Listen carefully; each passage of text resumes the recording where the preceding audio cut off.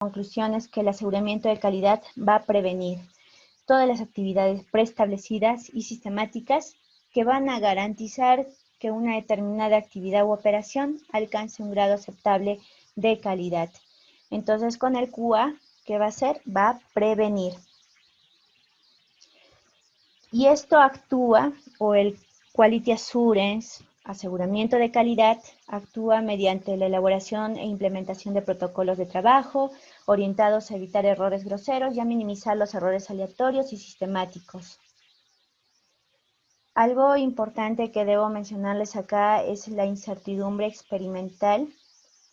No importa qué tan curioso sea, siempre hay un error en la medición. El error no es parte de un error, es del proceso de medición en sí.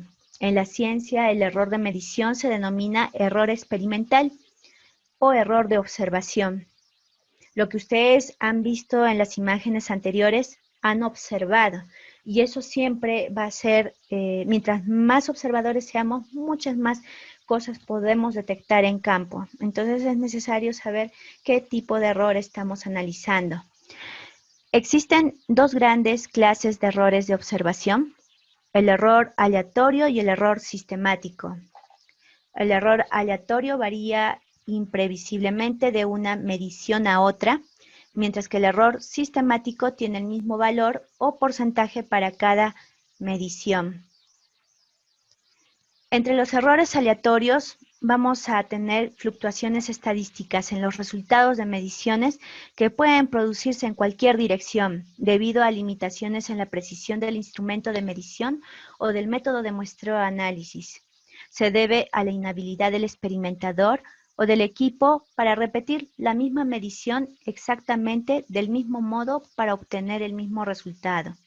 Si se toman varias mediciones, los valores se agrupan en torno al valor verdadero, por lo tanto, el error aleatorio afecta principalmente a la precisión. Típicamente el error aleatorio afecta el último dígito significativo de una medición.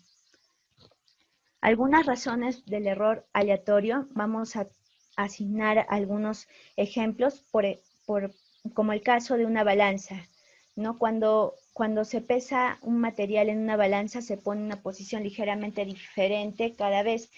Nosotros tenemos que ver si es una balanza análoga o una balanza digital, pero siempre hay que ver si las cifras están en cero, porque si no es así, estamos conllevando a un ligero error en el proceso. Otro ejemplo de error aleatorio es cuando se toma una lectura del volumen de un matraz. Esto es en laboratorio principalmente. Se puede leer el valor en un ángulo diferente cada vez. Entonces ahí va a haber también un error de observación, ¿no? Al momento de tratar de leer esa lectura. La medición de la masa de una muestra en una balanza analítica puede producir valores diferentes, como las corrientes de aire afectan al equilibrio, o como el agua entra y sale de la muestra. Es por eso que las muestras que llegan al laboratorio tienen que ser preparadas antes, secadas antes, para que podamos tener una medición más adecuada de la masa de muestra. La medición de la velocidad del viento depende de la altura y hora en que se toma una medición, pero se pueden tomar varias lecturas según estos parámetros de altura y horario. Entonces, hay que tener también mucho cuidado en la medición de velocidad del viento, y las lecturas deben ser estimadas cuando caen entre las marcas en una escala o cuando el espesor de una medición de marcado se tiene en cuenta. Aquí algunos ejemplos de estos instrumentos, por ejemplo, de laboratorio. Acá se ve, ¿no?, cómo la persona puede observar de diferentes maneras y puede, según su visibilidad o el grado de visibilidad que aprecia en los instrumentos, esta persona va a tener diferente visión o diferente calibre en su visión. Entonces ahí va a conllevar un pequeño error. Acá tenemos un equipo que lee el viento. Igual vamos a tener errores según los parámetros que rodean a este equipo. Y acá otro equipo de medición que es la balanza. Lo recomendable también es utilizar balanzas digitales para poder corregir y tener menor error. Hablaremos ahora de los errores sistemáticos. Las desviaciones de exactitud que son generalmente reproducibles y reproducidas y que ocurren consistentemente en la misma dirección. Frecuentemente se debe a la persistencia de un problema durante todo el experimento. El error sistemático es predecible y o bien constante o bien proporcional a la medición. Los errores sistemáticos influyen principalmente en la precisión. Algunos ejemplos de errores sistemáticos, por ejemplo, el error de desplazamiento. Al olvidarse de la tara o cero en equilibrio, producen mediciones de masa que son siempre off en la misma cantidad. Eso también de igual manera se observa en laboratorio. La medición de la longitud con una regla de metal dará un resultado diferente a una temperatura fría que a una temperatura caliente. La temperatura en una medición con una regla de metal, bueno, definitivamente va a causar también un error. La distancia medida es diferente utilizando una medida de cinta métrica de tela frente a una más antigua. Proporcionales errores de este tipo se llaman errores de factor de escala.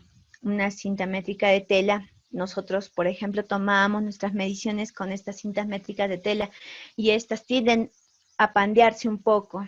Entonces, también nos va a llevar error en campo para la medida. Por ejemplo, cuando hacemos actividades de mapeo o de muestreo y si usamos cintas métricas de tela, nos vamos a tener cierto factor de error. El drift se produce cuando las lecturas sucesivas se hacen sistemáticamente inferior o superior en el tiempo y los equipos electrónicos tienden a ser susceptibles a la deriva. Muchos otros instrumentos se ven afectados por la deriva y generalmente positivo, ya que el dispositivo se calienta. Hay que tener también cuidado con los equipos electrónicos. Estos equipos no siempre tienen a hacer, digamos, brindar lecturas si es que no los calibran a tiempo. Por eso siempre se pide el certificado de calibración. Cuando van los auditores, un certificado de calibración de los equipos que usamos en las distintas actividades para ver las mediciones y cuál es su fluctuación y saber si estos equipos nos están brindando la precisión de nuestros datos adecuadamente. Acá también se observa una imagen donde hay una cinta, ¿no?, de tela. Bueno, igual esto va a tener cierto error. Y lo otro es el tema de la masa de la muestra. Tenemos que también ver nuestros sensores de las balanzas o chequear siempre las balanzas digitales o nuestros equipos que usamos en campo. Los errores groseros, que son ya algo que no se puede corregir en el momento, pero sí ya luego podemos hacer algo por mejorar ese error. Se debe a la incorrecta puesta en práctica de los protocolos de trabajo y cuando ocurran los errores groseros no son considerados en el análisis del error experimental, puesto que se asume que los participantes en el experimento son cuidadosos y competentes.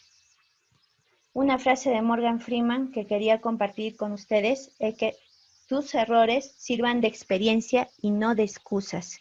Y es verdad, muchas veces nosotros cometemos errores y tenemos que saber la forma de solucionarlos. Pero si ponemos excusa a ello, simplemente el error va a continuar y esto se va a agrandar y al final no vamos a dar solución al problema. Entonces, esta frase me gusta mucho, que tus errores sirvan de experiencia y no de excusas. Bien, este slide es tomado de Samuel Canchaya. En el 2018 hubo un Congreso Internacional de Muestreo de Minerales. Acá se muestran las tres fases principales. Lo estamos adelantando un poco, pero es bueno saber. El muestreo primario, el muestreo secundario y el análisis. En el muestreo primario vamos a tener como actividades muestreo, transporte y almacenamiento. En el muestreo secundario vamos a tener la preparación mecánica, la reducción, preparación química y análisis. Estos ítems los vamos a ver el día lunes y el día miércoles, pero quería mostrarles de que el sesgo no es que ocurra en esta etapa de análisis o de muestreo secundario. La mayor parte del sesgo ocurre en la fase de muestreo primario. Entonces, vamos a ir explicándolo eso en los próximos días, pero ya tenemos un pequeño entendimiento de cuáles son las fases. Recuerden bien esto: muestreo primario, muestreo secundario y análisis. Y el muestreo primario va a tener como actividades muestreo y transporte, almacenamiento.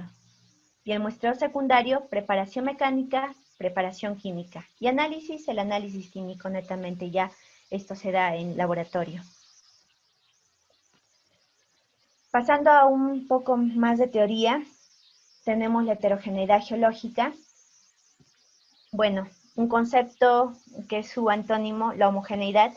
La homogeneidad sabemos muy bien que puede ser definida como la condición de un lote bajo el cual todos los elementos del lote son exactamente idénticos. La heterogeneidad es definida como la condición de un lote bajo el cual estos elementos no son estrictamente idénticos. Y también la heterogeneidad corresponde a la variabilidad encontrada en una población estadística. Por ejemplo, acá tenemos varios pajaritos, ¿no? que están saliendo. Esto es de un juego, pero vemos que todos son diferentes y tienen diferentes direcciones. Entonces, en una población es algo similar. Tenemos diferentes personas en una población y si escogemos aleatoriamente, todas son diferentes. Cada quien tiene sus características propias. Pasando un poco más al lado derecho, ahí vamos a ver cómo una pala saca ese material, pero el material no todo es de color, no todo es de color marrón o no todo es de color medio café, rosáceo, tiene diferentes tonalidades, entonces ahí también conlleva un proceso de heterogeneidad. Y también en los testigos podemos ver, según el tipo de yacimiento, cómo está la variabilidad de nuestro mineral. ¿Cuáles son los errores que inciden en la heterogeneidad geológica? Principalmente es la utilización de personal poco calificado. Eso, si se dan cuenta, se repite muchas veces. Las deficiencias en la codificación de los datos también es otro factor que incurre a error. A veces la codificación la hacemos manualmente y eso también trae consecuencias. Uso de redes de exploración inadecuadas. Bueno, vamos a poner un instrumento inadecuado, una balanza análoga, por ejemplo. Uso de sistemas o programas de estimación inadecuados, tal vez utilizar software que involucran más digitación y no tanto, o más manualidad que digitación.